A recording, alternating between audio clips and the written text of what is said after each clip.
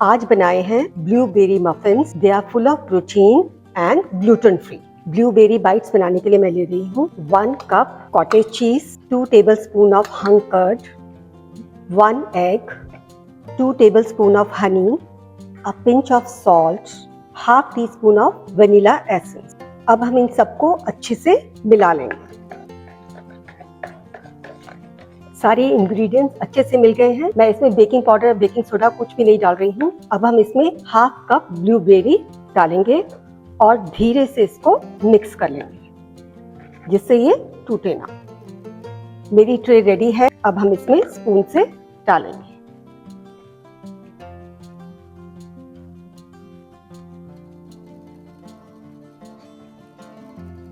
अब हम इसके ऊपर से भी ब्लूबेरीज लगा देंगे।